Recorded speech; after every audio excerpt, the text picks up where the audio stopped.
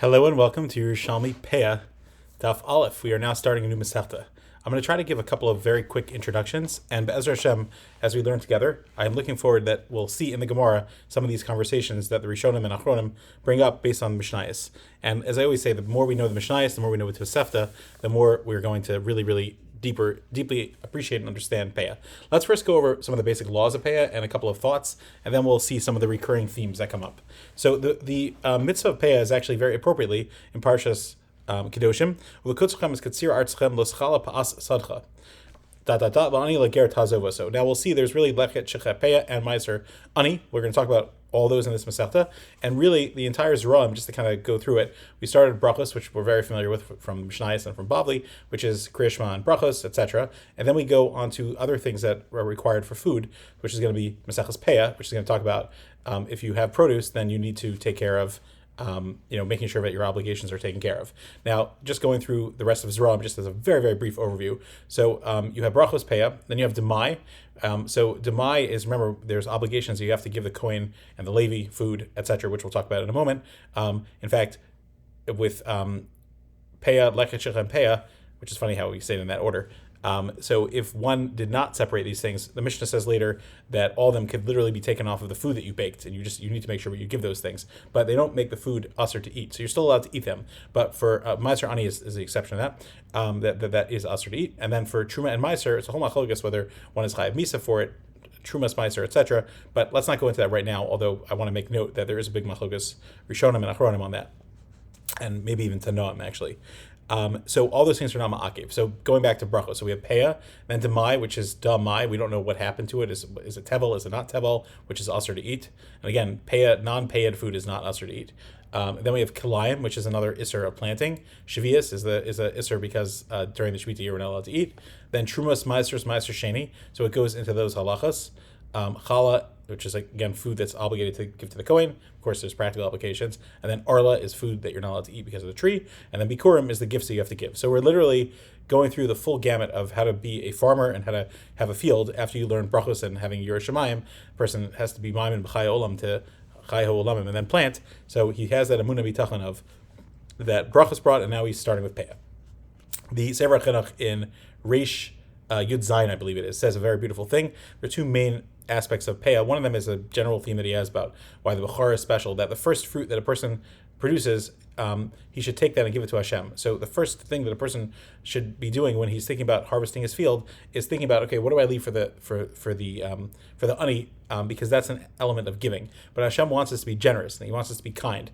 And we'll talk about this more. This is a Mishnah. Remember, Elad Dvarim Shalem Shir is actually a Mishnah that we say every morning in davening, so it's very significant. In fact, I want to quote, there's actually this Mishnah, if you read it and you open up a siddur, you'll see that the siddur has a very different version of what we actually say, but we'll get there Be'ezer Hashem very soon. Okay, so just a couple of quick ha'aras about Peah. So the Mishnah basically goes in order with Peah, and then Lechet and Shecha. So that's what the pasuk says that a person has to give it. Now, this food, once the ani takes his Peah, so it's not kadosh or anything like the Kohen's not allowed to share. Even the Levi's allowed to share his meiser actually. So it's allowed to go to anyone. It just has to be given. So the lechet shechem Peah, it's not only once the ani has it, he can invite guests, he can have whoever he wants, but he just has to get it.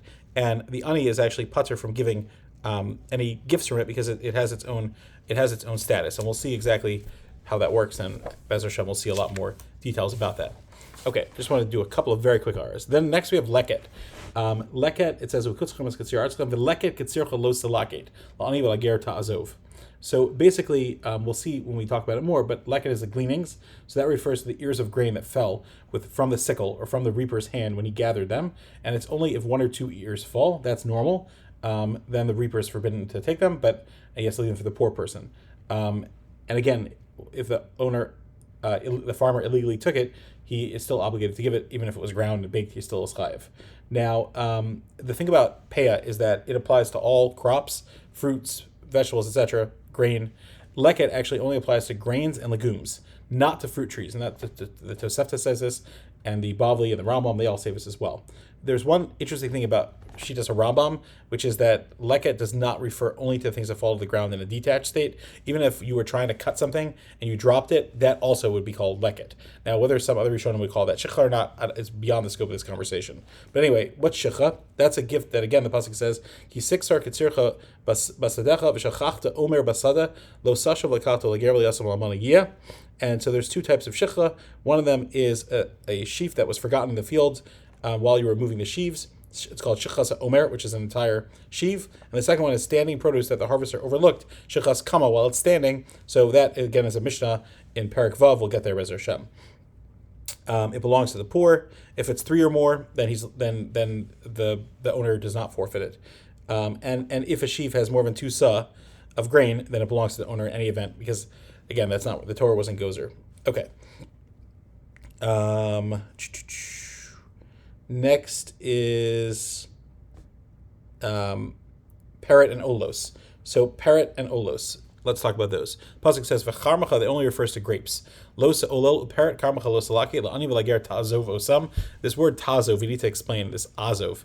It's reminiscent of helping. Ta'azov means to leave it, but it's also azov ta'azov imo. We're trying to help the ani. That's the attitude of Jewish tzedakah, philanthropy, is to help other people. Okay, so olos is are clusters that have not been developed normally, like the Mishnah explains in Perek Zion.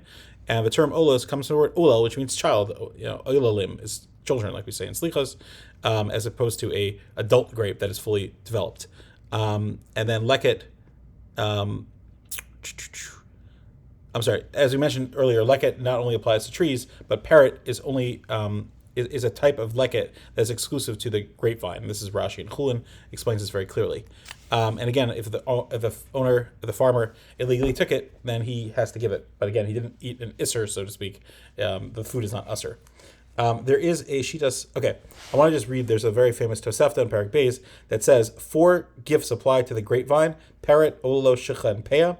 3 to the grain, leket, shicha, and peah, and 2 to the trees, shicha, and peah. But the Gra in Shnos Elio is a very famous shita that he says that there's something called zese nikaf, the beaten down olives, that there's something about the olive trees, that whatever the olives remain on the tree after the owner beat it down, that also belongs to the ani. We're not going to go into that right now, but Be'ez Hashem, hopefully we will go through it more. Next is, let's talk about the other things that make something tevel. So the farmer is now responsible to the food that he brings in. He has to give truma. Truma has to go to the Kohen, and it has to only be eaten by Kohanim. There's halachas in the Torah about children. Somebody's daughter married out, if she died without kids, could she come back? There's always halachas, but someone has to be tahar when they eat it, etc. So that's called that is called the Meiser Rishon.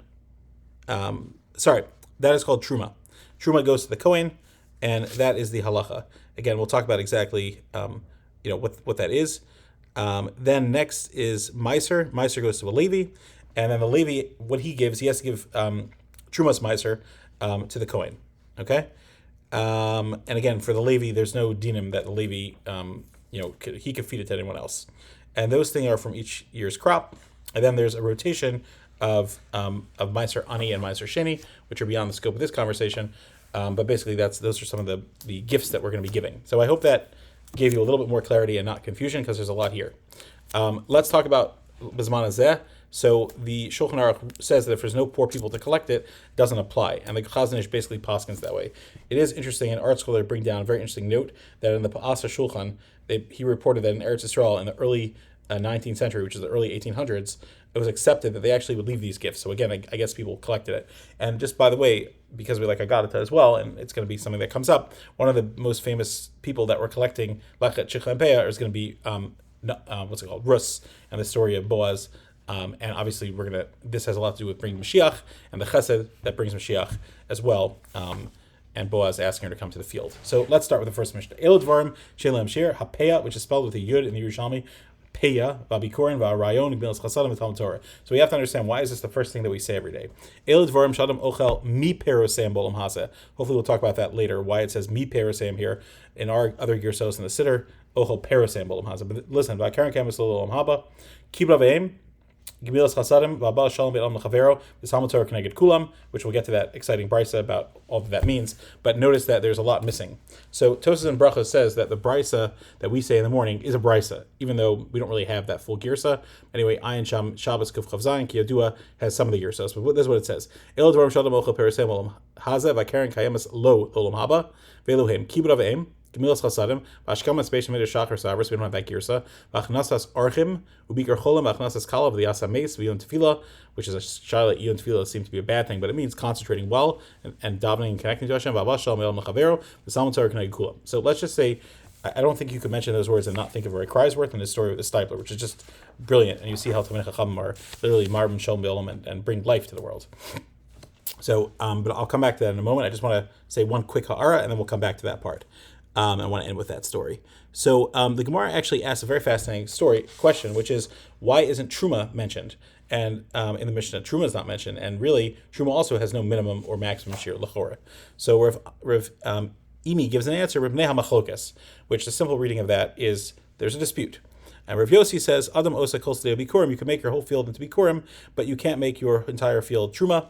If you take a look in the Rash Srilio, there's a whole discussion about whether this is the same thing that Rashi is saying in the Bavli and I believe it's in Chulin, or whether this is its own answer, etc., and whether you can make your whole field into Truma, etc. Really, really fascinating.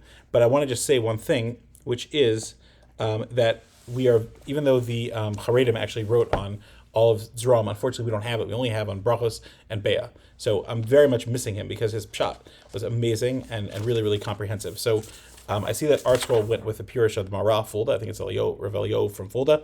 It's a very brilliant Purish, and it really incorporates all the other ones, the Pnei Moshe, the Graz, Rabbi Kiyadua, and the Rash Srilio, who we've talked about. So when we're learning this, let's try to keep our eye on the Marah Fulda and obviously the other Mefarshim. But most importantly, he draws from the Gra, and the Gra is extensive in Zeram, and as we mentioned earlier. So just a little eye on the Mefarshim, so we have a little bit more bearing about what's going on. He really draws on everyone else's shatim in a very, very important way. There's even Likutim of Shos Elio and the Ozohar print. So Kiyodua, Rav Chaim Kreisworth Zatzal, who was a tremendous Bucky and photographic memory and brilliant man, but built up the entire Belgian community and amazing person in many ways. So he was very, very sick, and he came to the Stipler, his close friend and confidant, and was telling him that the doctor said, Rahman al he didn't have that much longer to live. And the Stipler quoted these words from the Siddur, and he says to him, Bikar Cholim, visiting the sick, Vachnasas Kala, taking care of brides, V'yas HaMes. He says, why this thing was supposed to be going in order. First you have Bikar Cholim, you visit someone who's sick, and then you have V'yas HaMes, someone burying the dead. What's Vachnasas Kala doing in the middle? He said, you see from this Chazal that the way to interrupt between Bikar Cholim, someone that Rahman al that's sick, and V'yas HaMes, someone who's going to pass away, is to add in Hachnasas Kala. If you interrupt with that, then you'll have a Richus Yamim. And he went and he literally dedicated his entire rest of his life to obviously his Torah learning and etc., but focusing on marrying off thousands and thousands of people. And I heard this with my own ears. I was at his Levaya.